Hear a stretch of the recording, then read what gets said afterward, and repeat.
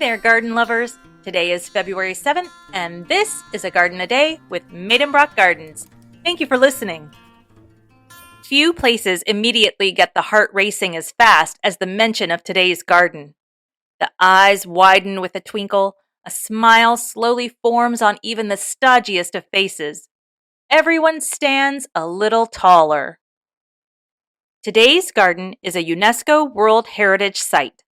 It maintains the largest plant conservation program in the world.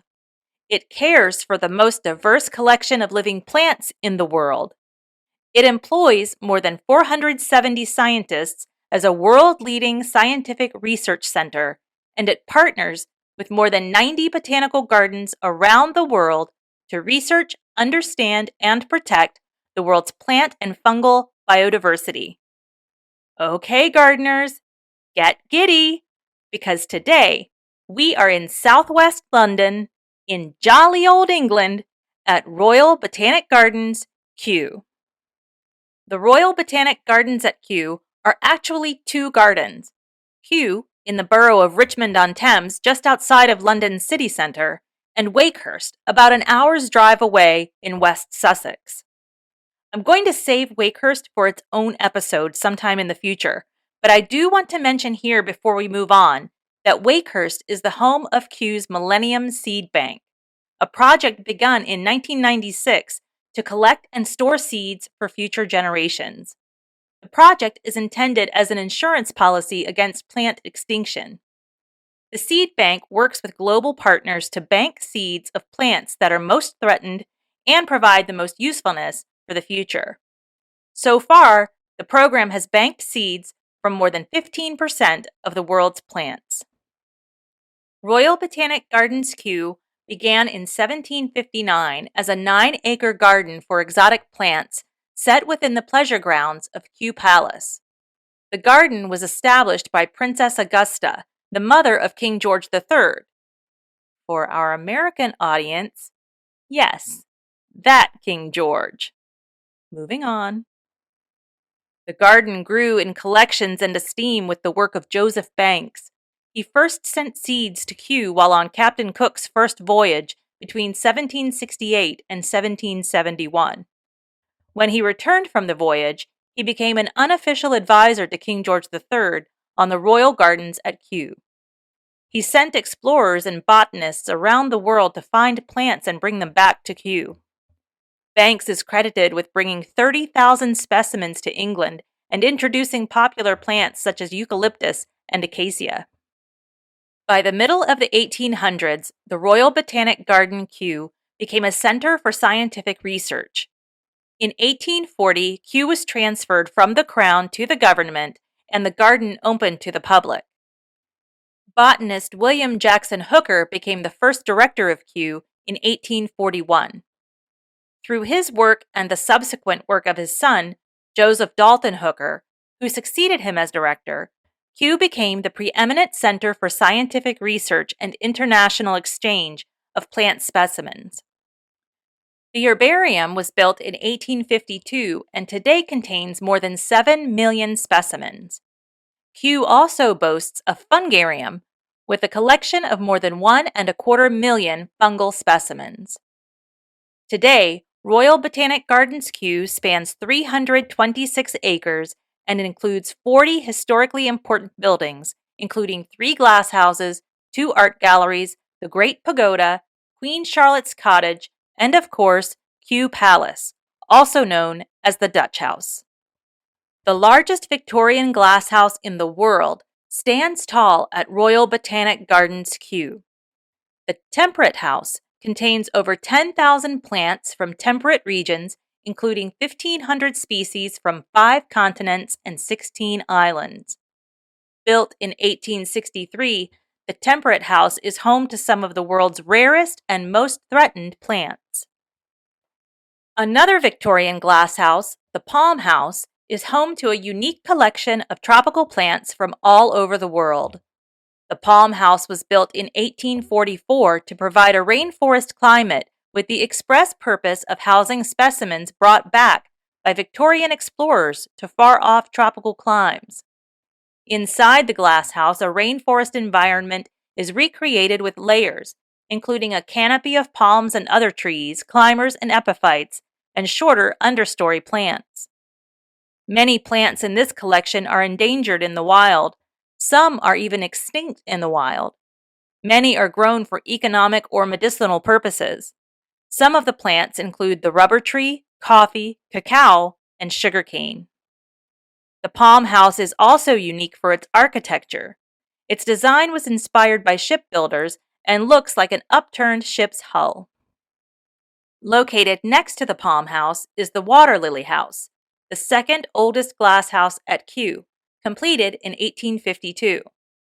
The house contains a 32-foot circular pond and is the hottest and most humid of the glass houses. The water lily house was designed especially to house the Amazon water lily. The giant lily pads are so large that a small person, some say up to about 100 pounds, can sit or stand on one of these lily pads. There are lots of pictures online of people, mostly children, who've achieved this feat. I've included a link in the notes to a photograph of a young Miss Cotton, likely the daughter of Arthur Cotton, herbarium keeper of the time, posing on a lily pad in 1923. The water in the pond is black, which is the result of a harmless dye added to help control algae growth.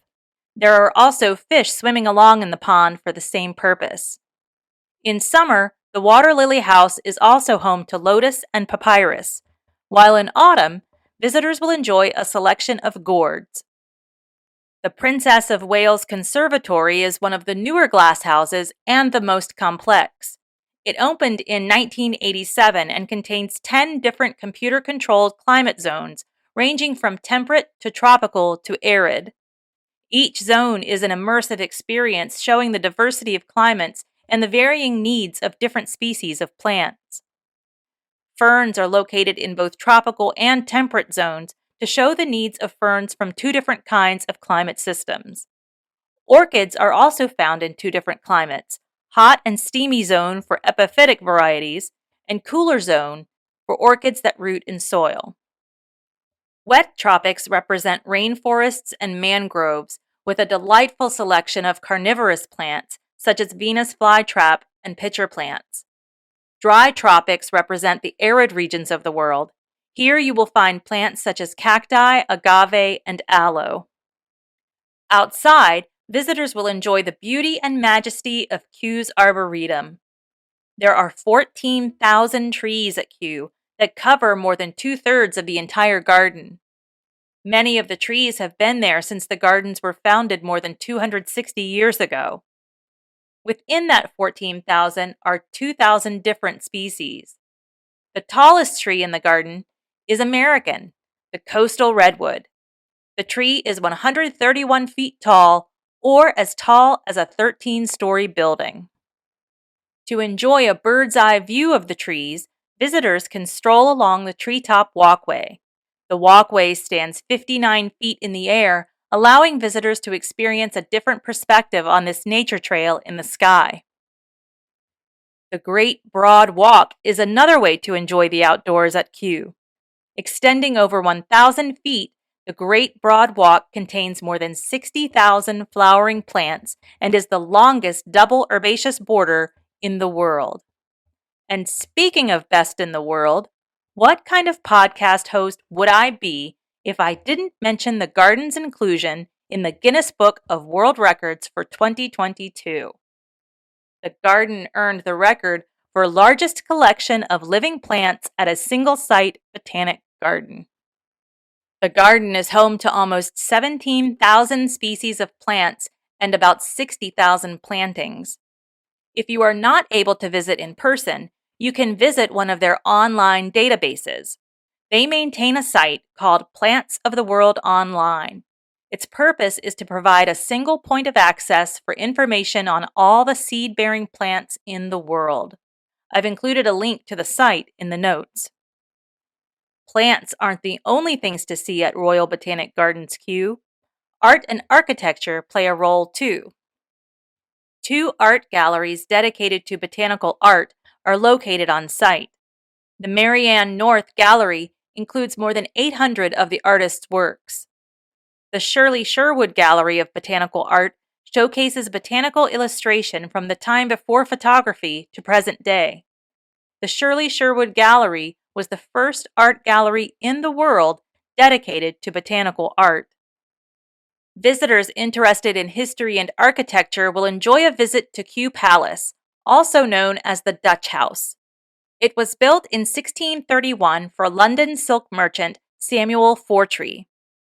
In the 1720s, King George II and his wife Queen Charlotte moved their children there as a refuge. Kew was a secluded and quiet spot away from the public gaze in London. The home was used as the summer palace for King George III and the place where he stayed during bouts of illness. From 1809, the royal family rarely visited Kew Palace, but in 1818, Queen Charlotte was taken ill while traveling from London to Windsor and stopped at Kew to recuperate. Her health never improved and she died there in November of that year.